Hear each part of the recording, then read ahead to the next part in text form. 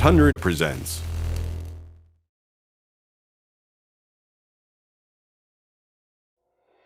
The Mayor Helps with the Mayor of Victoria, British Columbia, Lisa Helps. Have your say. Send your questions and comments to themayorhelps.com. They could be included in next week's Victoria show. Businesses to know that we're working. And now, here's your host from beautiful Victoria, British Columbia, Dave Hatt. Welcome to the Mayor Helps. We've had a couple of weeks off, a little bit of a hiatus. Good morning, Mayor Helps. How you doing? I'm good. Good morning, Dave. So it's a sunny day in Victoria. Belies the, as we were mentioning before we came on the air, the polarization. Let's launch into it. But what I'm hearing on the streets is there's a lot of pushback, and it's directly relating to the homelessness. And to be blunt, people are pissed. They're feeling threatened. They're seeing needles exposed in the park, taped to things. I haven't told you this, but at my studio here, I had a gentleman come up and threaten my life last week. Sometimes a scary spot in it. And so I wanted to ask you how things are going and with what you're hearing about the homeless. And then I've got a follow-up question. Sure. It's a really challenging situation. I think one of the things that most saddens me about the whole situation is the polarization and the notion that that things are given to the homeless. If we gave and again, the city doesn't have the capacity to do this. It's not our role. But if the people who are living outside had the proper health supports for mental health and addictions that some of them have, if they had housing where they could get back on their feet, we wouldn't have a problem. So it's interesting that people feel like everything's been given to the people who are homeless, but actually they have nothing. Right. And so what happens, which is not good for anyone, is that they end up living in parks. And then parks aren't available for what parks should be used for. Parks shouldn't be used for sheltering. Parks should be used for recreation, for play, for picnics. So we've got a challenging situation on our hands. I think the other thing that saddens me, because we're bright in Victoria. Like, I think we've got the most post-secondary degrees per capita. We're entrepreneurial. We're a smart group of people, and yet it seems that we're focusing on this tiny problem, and we think it's just Victoria. I guess I'll jump in there and I'll play a little bit of a devil's advocate, because I purposely remain politically agnostic. Especially when it comes to the show. Yeah. I do speak with people who, there's one gentleman in particular, and it was a heated discussion. He was a business owner. And when I, told him, hey, I do this podcast with the mayor, you should come on and chat. And because he'd started off with some fairly inflammatory rhetoric, let's call it that. I was speaking to him and saying, hey man, like, the thing you got to understand is that the mayor wasn't the one, and city council's not the one that's going and buying up the hotels. And then his point was, but the hotels are bought, and then there's nobody accounting for the businesses that are in and around the hotels. There's no security. So I think we do as citizens see it as have the empathy and the compassion, because clearly this city is a fairly left-leaning city on the political spectrum.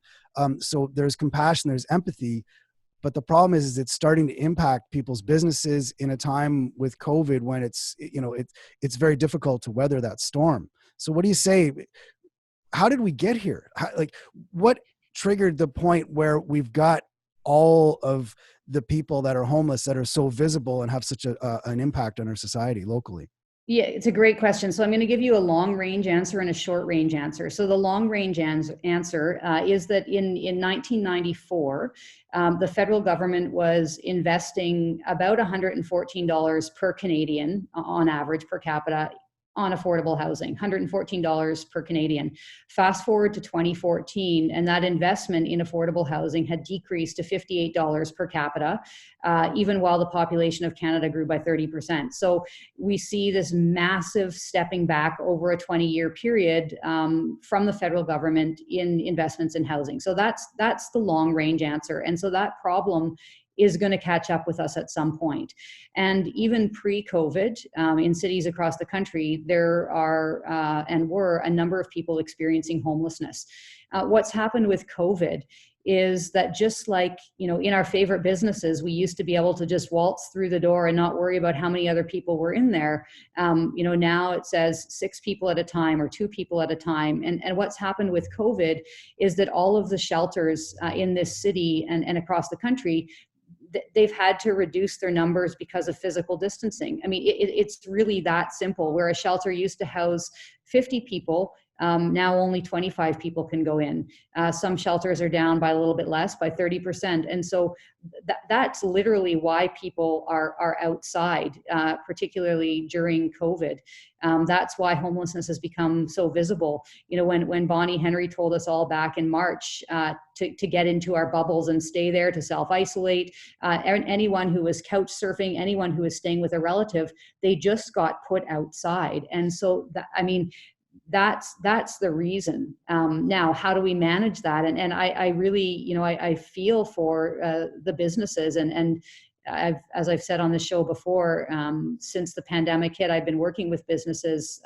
We met twice weekly in the thick of things, down to once a week a little bit later. And now we have meetings every 2 weeks to understand what's happening and how can the city help. So it's not a good situation for anyone, and it's expensive for everyone. And I really feel for the businesses who are impacted. And if security around the hotels is an issue, then maybe we need to have a conversation with BC Housing about providing more security, and that's a conversation that we can have.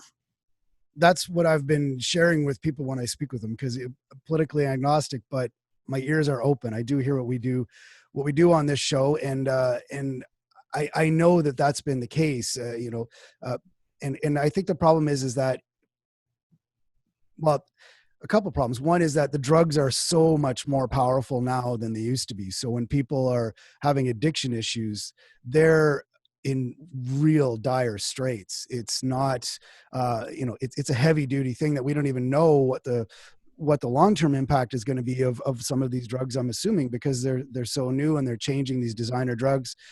So the behavior that comes along with it is very unpredictable. And it's scary. Like it really is scary to people if you're not used to seeing that kind of behavior. If you're not used to seeing needles, it's really scary. There's no, like, we got to be honest about that. That's exactly it.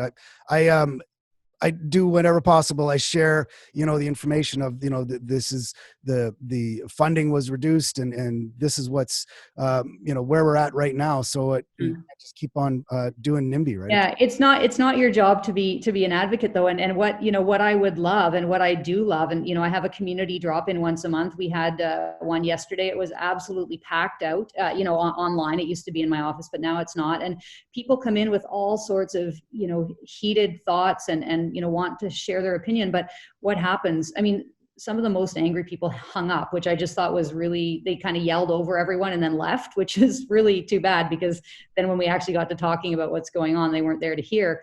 But if people are feeling, if you tell people, oh, I do this show and, oh, well, I feel like this, get them to come on. Like, let's talk about it. If we're feeling, polarized, the best thing to break down polarization is to look into each other's eyes and listen to each other's points of view. Like, that's the only way we're going to get through this. And not only through this, but through all the other challenges that are facing us as a community and as a society. So I'd, encourage you, if people are, feeling like, I don't like the mayor, well, all the better reason to come on the show and have a conversation.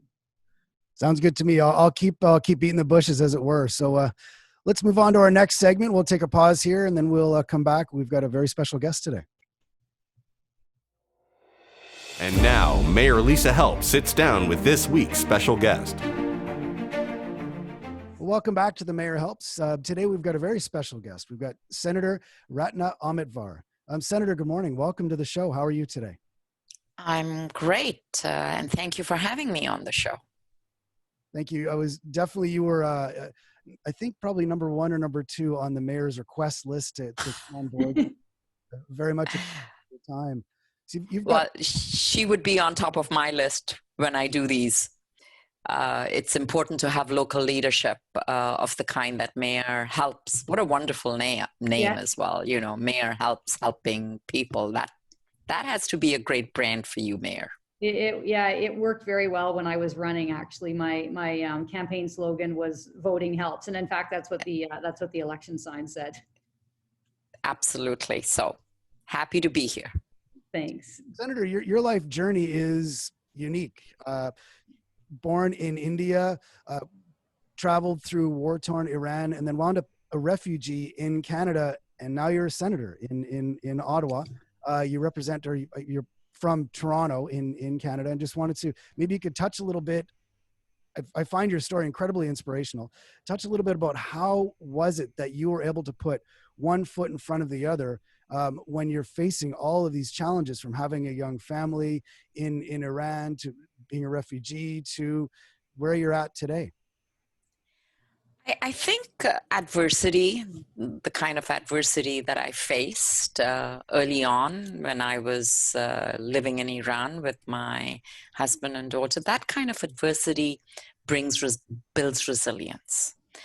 It makes you face the situation that you're in and makes you stronger and tougher.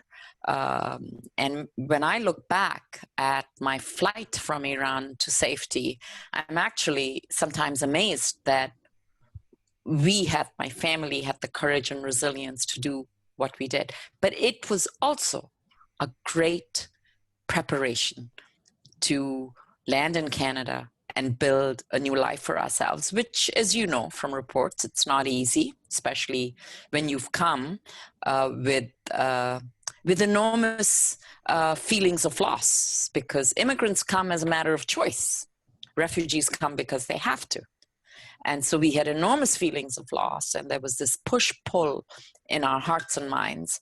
But it prepared me enormously for the next hardships, which I could not have imagined in a way, and sort of gave me that force of strength, I think, to plot a way forward. Now, never in my wildest dreams would I have thought that I would, in fact, be a senator. One of the most essential institutions in our democracy. Even people don't quite like to agree with that, many of them.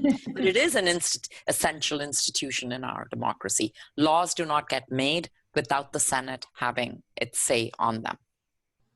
So you could have, I could never have imagined this. But I've had also, along with adversity, I've had a lot of luck. I've had enormous luck. I've met people who have helped me, who have helped me get started, who've helped me grow, who've helped me understand Canada and the Canadian personality. And my mantra is, I cannot pay them back, but I will pay it forward. Mm. And so that's, in a way, the story of me. Well, that's a beautiful story, and it leads into some of the things that I certainly wanted to talk with you about today. And I think Dave will have his own questions. So there are a lot of challenges facing Canadians right now. I mean, there are challenges facing everybody around the world, from COVID, the inequalities that are exposed as a result of it, the Black Lives Matter movement, Indigenous reconciliation. And so, from your perspective in Ottawa and your perspective as a senator, when you look around the country, I guess my question is in two parts, and I'll ask it in two parts. I might interrupt in between part one and part two just to give you a break from talking. But, what's the biggest challenge facing us right now as Canadians, and our biggest challenges, and how do you grapple with those? And then the second part of my question, and you do come from Toronto, a very large city.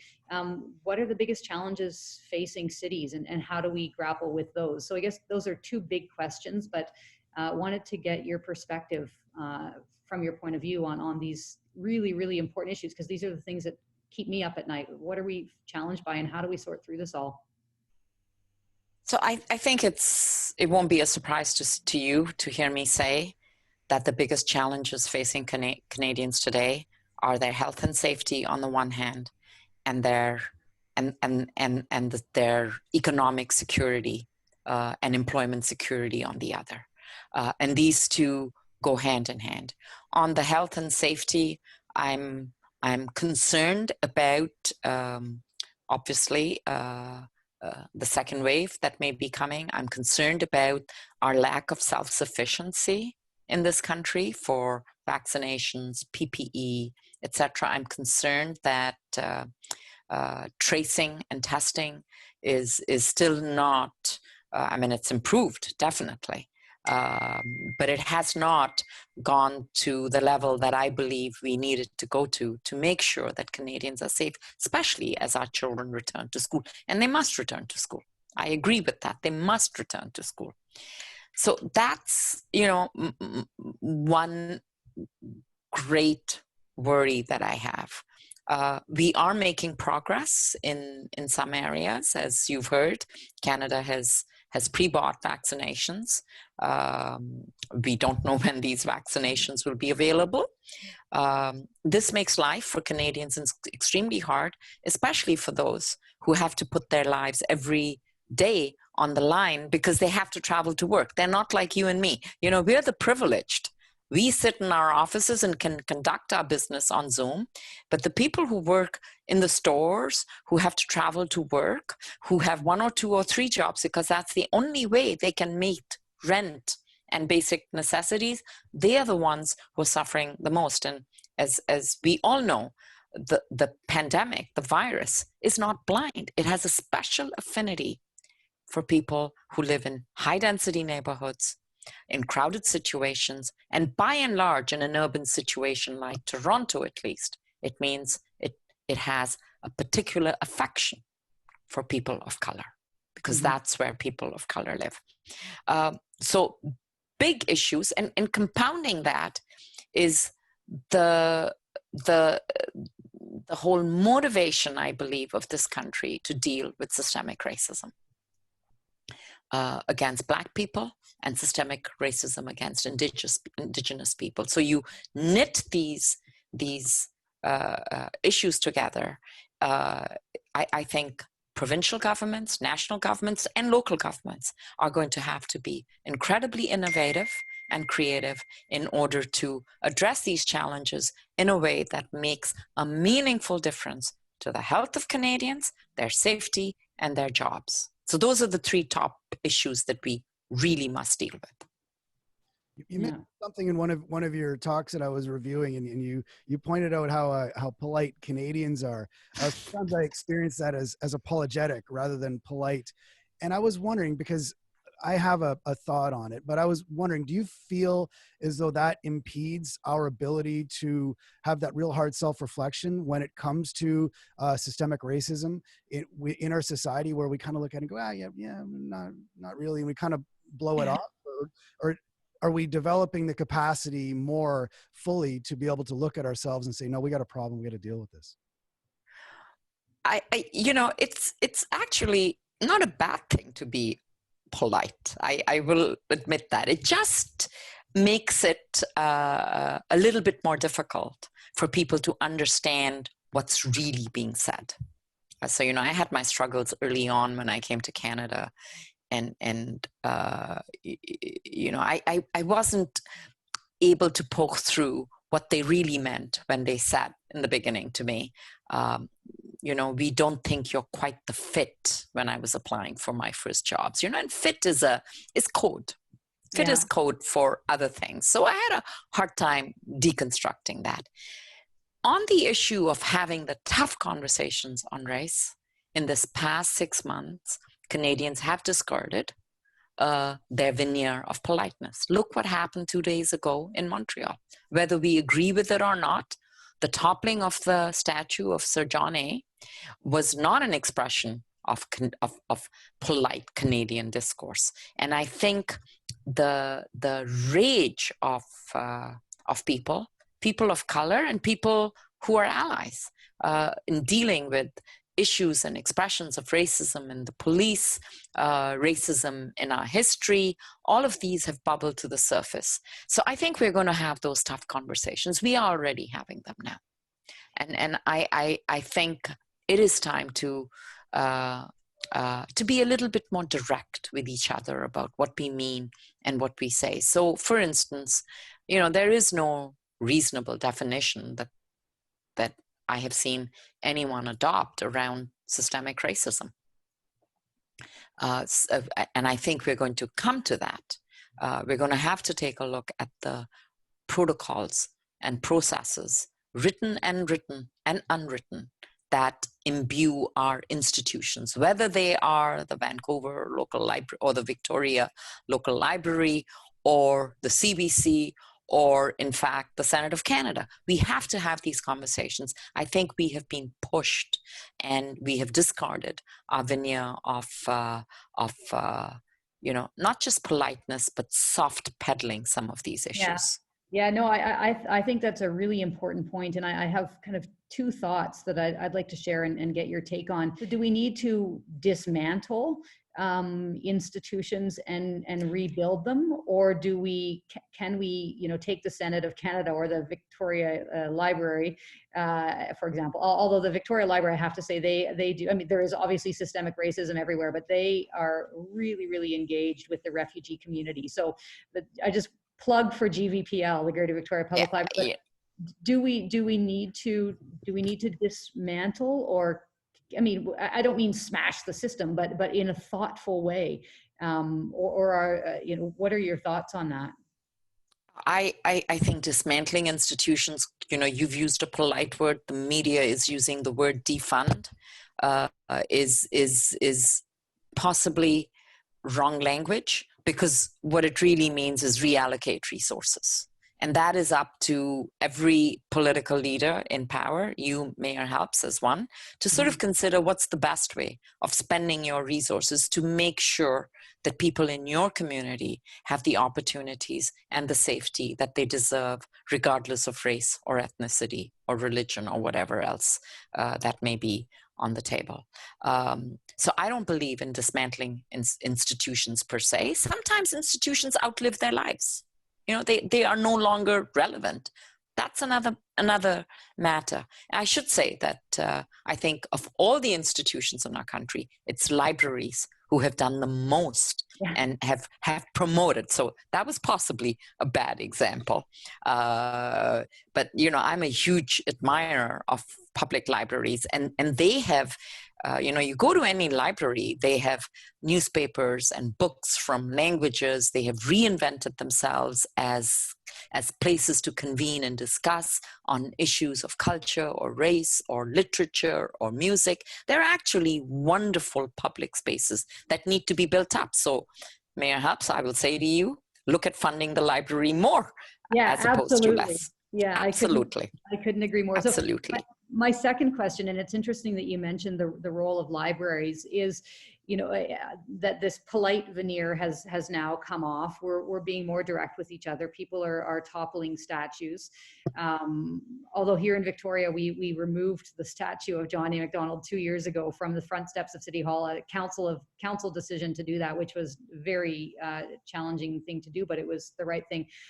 So all of these things are bubbling up now, arguably at a time, and Dave and I talked about this in the first segment of our show today, where people are less able to actually have thoughtful, rational conversations across difference with polarization and social media. So do you think that all of these things bubbling up at this time are going to make us, do we actually, I hope the answer is yes, but do we actually have the capacity to have these difficult conversations in an open-hearted and generous way, even when there's a great degree of difference of opinion? That's an excellent question. Do we have the stomach and the guts to take on these difficult conversations while our lives have been made precarious by this pandemic?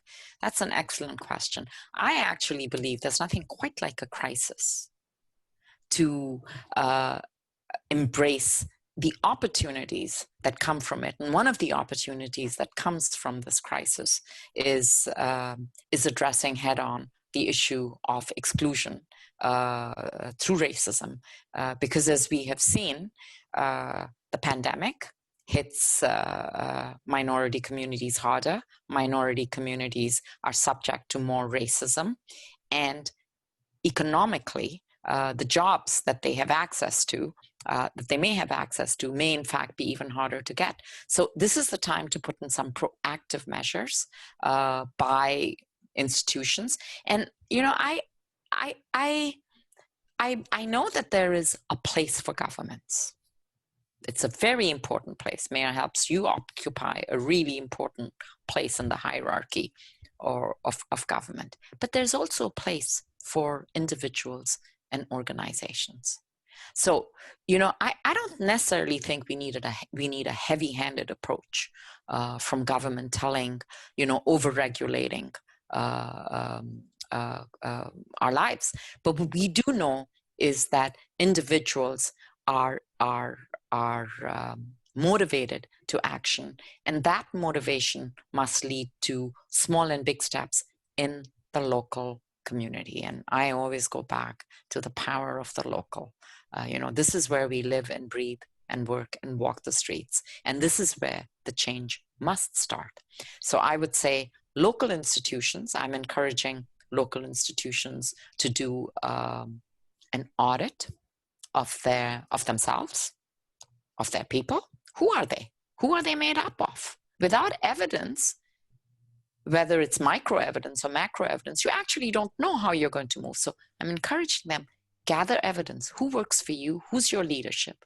I'm asking them to examine how they do their business. So the library is, again, a fortuitous example now, is a wonderful example of how to do business right. Libraries all over Canada have transformed themselves into a place, from a place of borrowing and lending books to a public space of convening, conversation, discussion, interaction, support in other ways. That's the how of business. And the third, and you will be pleased to hear this, is who you do business with. Take the library again. They have landscapers.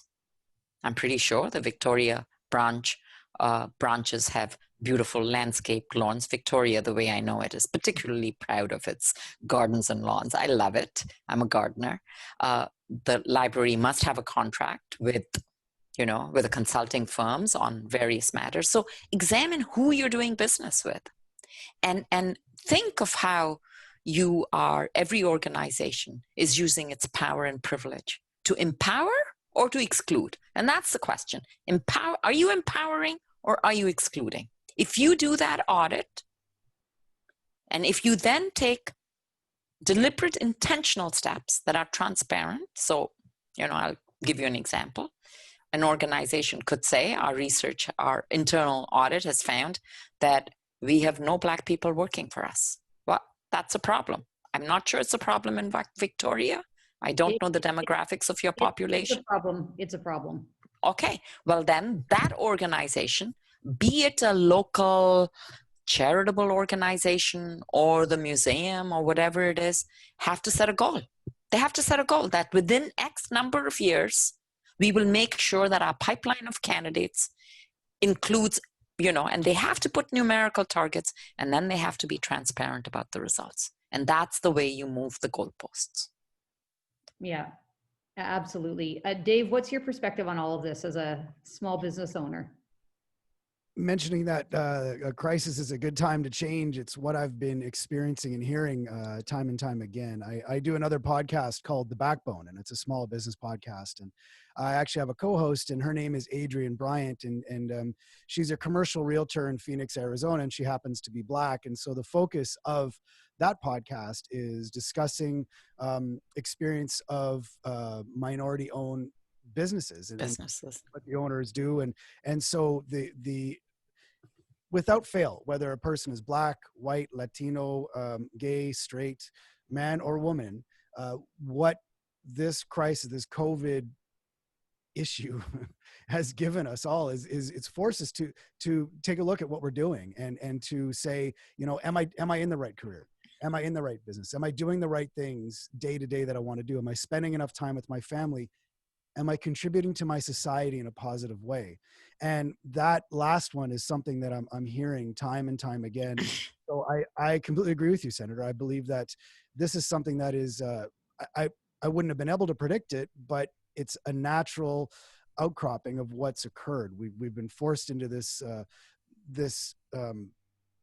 place where we have to move, we have to pivot.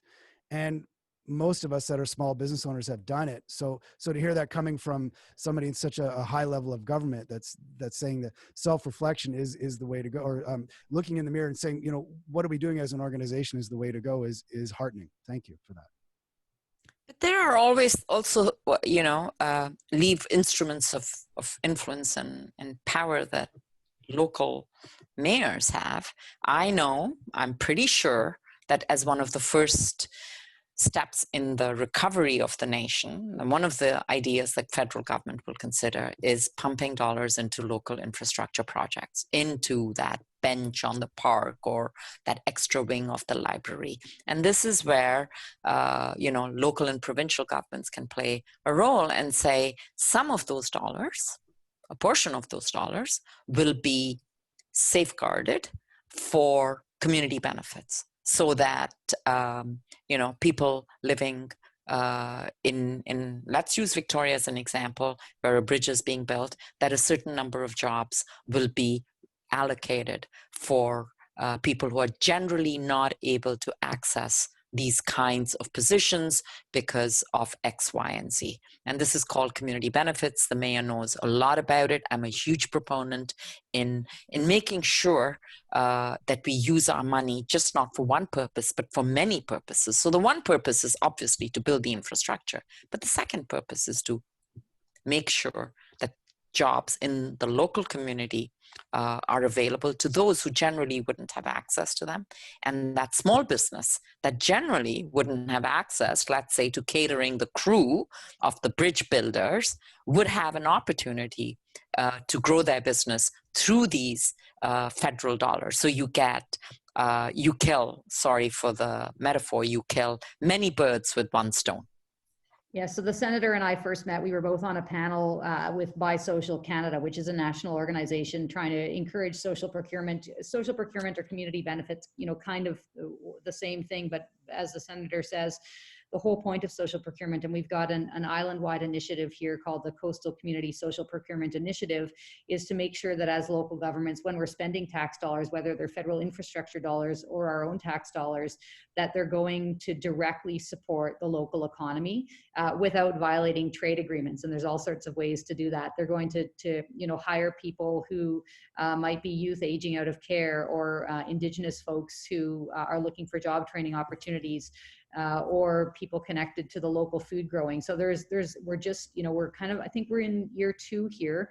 I guess depends on how you count, year 2 or year 4, but we're now thinking about how do we position this social procurement as part of supporting our small business community through recovery, supporting vulnerable people through recovery, and also, as the senator says, doing more with the money that we've been allocated by Ottawa or by our taxpayers. So this is, I think, an exciting opportunity to engage differently in the recovery. And I think social procurement or community benefits will be a key part of that. I certainly hope so. It ties. If I had my way, there would be a law that ensures that community benefits are part of every infrastructure agreement, but I have some ways to go before that law is called into life. Well, keep going, because that's one of the reasons we started CCSPI here, is because we anticipate at some point infrastructure money and other grants from the federal and provincial governments will be tied to showing how is this creating greater economic equity, how is this creating better jobs. So we're positioning our whole island here, Vancouver Island, to be ready for when that day comes. And so hopefully it'll come soon. Well, Dave, good luck. It ties it all back into what the senator said about wishing that Canada was more self-sufficient, because I know that before Mayor Helps' time as mayor, there was had a bridge was being built and the contract was put out for it, and all the steel came from China. But we've got these fabulous steel cities from Sault Ste. Marie, Hamilton in Ontario. And so as just a guy, a schlub that doesn't know anything, thinking, well, how come we didn't get the Canadian steel? That would have benefited my relatives that live in those cities. And it would have been this sense of pride, right? Well, hey, this is Canadian steel building a Canadian bridge. So we've got this real connection, going back to what you said, Senator, about the self-sufficiency. Well, actually, the crisis and this rise in consciousness about self-sufficiency, especially in the medical products field, whether they are vaccinations or tests or whatever, or PPE. I mean, if we really go down the road, we could well see a resurgence of manufacturing and unionized jobs again in this country, which I personally believe would be good for the country. We would create new industries. At some point, they may have to be subsidized because of the pricing issue. I mean, one of the reasons we've gotten out of the business of steel and other things is because they're no longer cost efficient given the pricing structure in the rest of the world.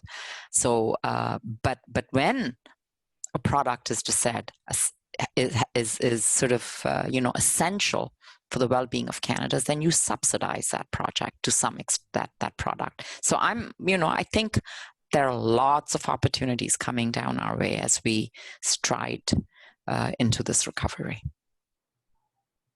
On that note, thank you very much for your time, Senator. It's been a pleasure speaking with you and meeting you. Yeah, it's been a pleasure. Thank you so much. Thank you for sharing your insights with us. Okay, bye-bye. Bye.